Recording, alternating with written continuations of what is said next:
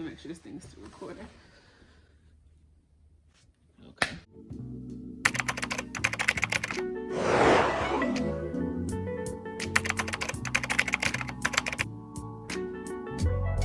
I think that looking forward, when I asked Pat for financial advice, I'm like, well, Pat, should I do this? Should I invest in stocks? Should I do this? Pat always be like, if you don't do nothing else, make more money. We budget as much as we can. We have our expenses as low as we can. So the only thing for you to do now is just make more money. And so that's why I was so bent this year on like, how can I get more income?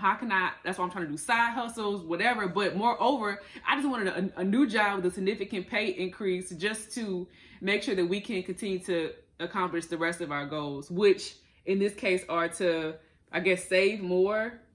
Always. Potentially buy a second property. Yep. Help me! Help me!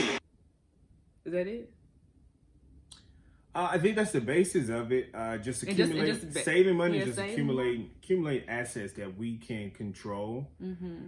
You know, you see so many people hopping on different trains. I'm gonna go and do this here to make money. I'm gonna do here to make money. And all the while, they're kind of losing money because any venture that you do is gonna take money, maybe a significant amount of money, before you actually start turning a profit. Mm-hmm. Or you could just use what you have, right? And just maximize it. Mm-hmm. There wasn't an opportunity for us to make more money, so we save more. Mm-hmm. We cut our expenses, we cut our debt, and then other things started falling into place. And I think that's just important for people not to go run themselves crazy by doing all these other different things. Of course, if it works out, that's great. But then if it doesn't, you're distracted now. You're off track from accomplishing what you had set out to accomplish. Yeah. In which we wanted a good nest egg. We wanted a house. Check. Right. That's what we plan to do, and just continue to invest in ourselves. Exactly. In ourselves. Last year, I really wanted to get the PNP certification in order to make myself more marketable, in order to get a new job with higher earning potential. Pat has been taking different classes and getting different certifications to increase his earning potential. Mm-hmm. That's a really slept on way to get more money. People always want to like, well, let me do this business. But you can also just invest in yourself and make more money at your 9 to 5. So that's another one of our goals. So we'll see how that goes in the next year. You got to keep it, you have to keep it simple in the beginning because you can become over leveraged.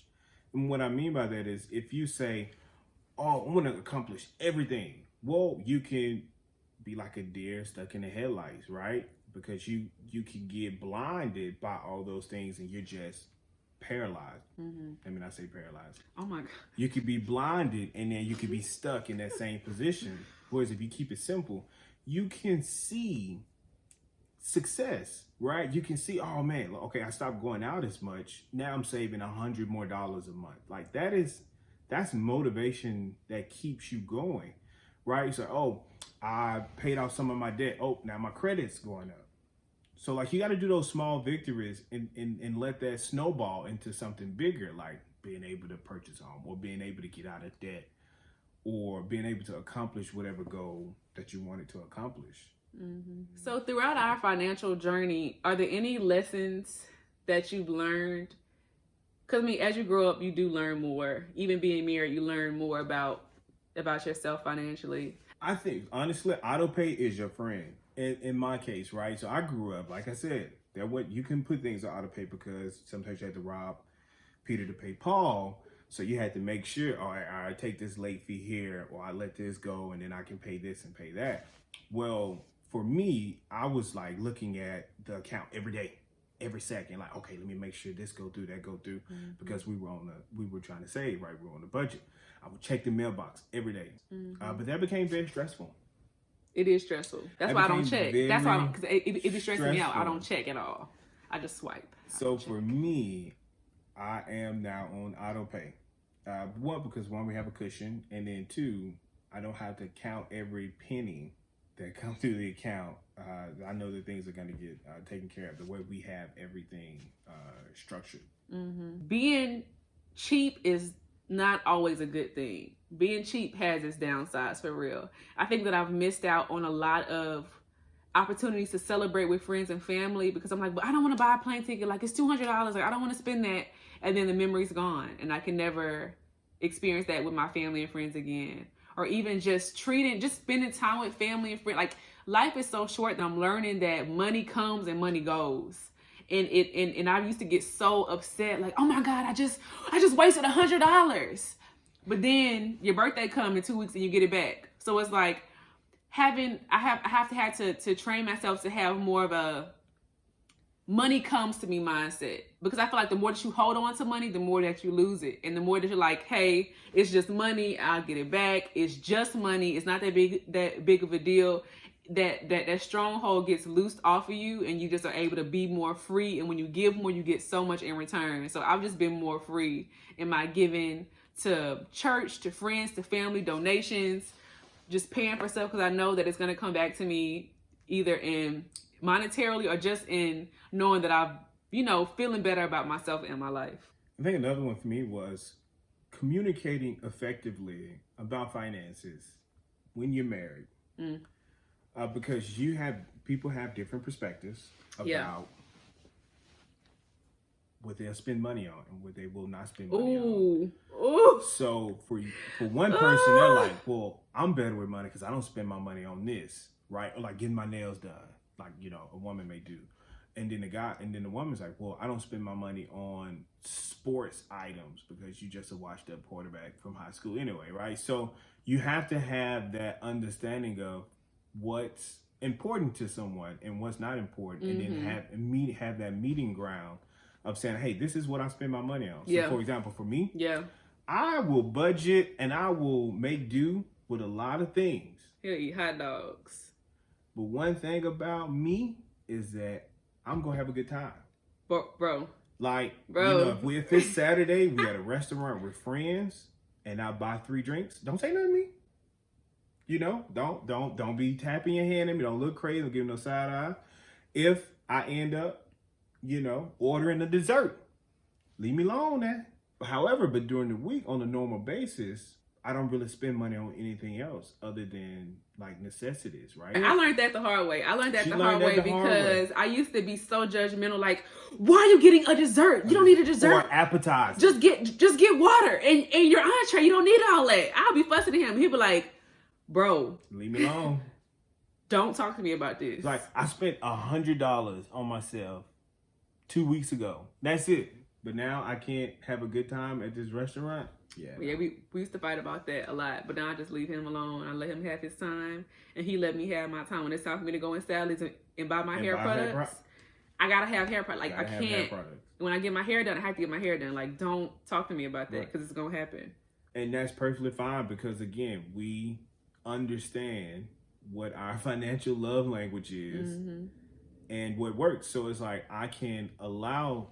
I mean, I say allow that, but I'm okay with where she splurges on, because she's really conservative in other places. Same with me. So that is something you definitely have to have a conversation about. Last question for tonight is, are there any financial principles that we live and die by? I say number 1 is tithing. We tithe off the gross, not the net. We be tithing. We always have tithe. We always give offering. That's just a principle that we just do. And I think that we've been blessed. Money principle for me is ask questions.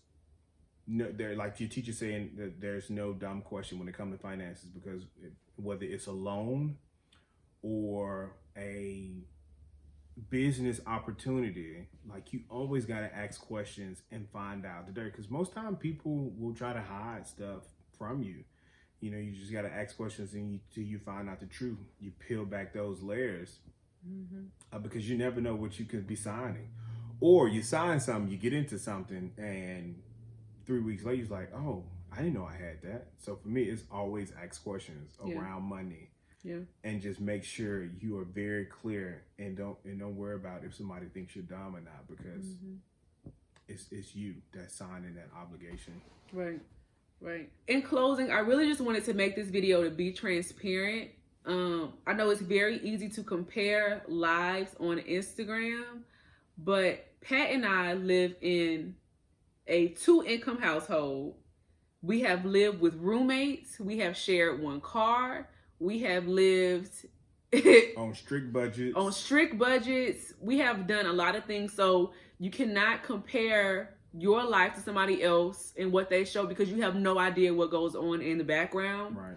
Tell them about the story about the guy in the bank. Oh yeah, man. So as a banker, I met a lot of people, and there was this one guy that I met. It was two guys. One guy came in dressed so sharp, suit every time. I think he drove, I don't know if it was a used car, I forgot, but it was a nice car. It was a nice car. I don't know if it's that nice, but it was a really nice car, way nicer than my used car that I had. And he would come into the bank every week and would say, "Hey Pat, how much will y'all let me overdraft this week?"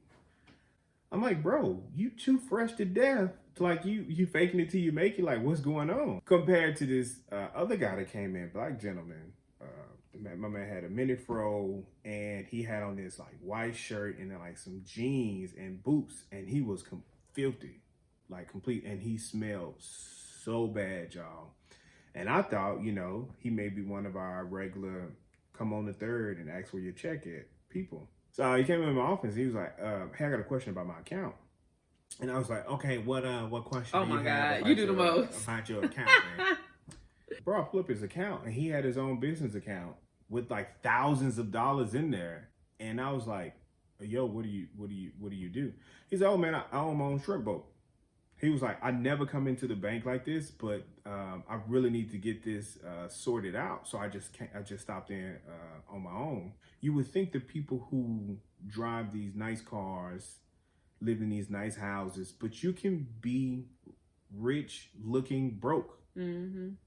And you could be broke looking and be rich. Mm-hmm. It's really about what you spend your money on, because he telling me, he's, "Oh yeah, Pat, I got a house out over there in the country, and I live on like 15 acres of land. I love it. Like, I don't spend my money on all this old fancy this and fancy that." But he has a huge house, like everything's taken care of, business account sitting on swole. So it's very important that you do not judge your life from somebody else's life financially, because at the end of the day, the only way to tell if somebody is really balling is by looking at their bank account. Mm-hmm. I mean, that's it. So whether you drive a Audi or a Toyota, you never know who bankrolling. Yeah. So thank you for tuning in. This might be a long video, but thank you for tuning in. If you have any questions for us or Pat, since he's a banker and knows about bank things and credit and things, you could just hit us in the DMs. Hit me in the DMs. Follow me on Instagram at BriaBlack_. Part my last email on Facebook, on YouTube, on all that. So Pat don't be on Instagram. I do, yeah. I be on there sometimes, but what's my name? Pat Black? Mr. Pat Black. Mr. Pat. Oh my God, you don't even know your Instagram, babe. I don't even know my Instagram. It's okay. But if you follow her, you'll see me. You'll see him. So thank y'all for tuning in. Bye.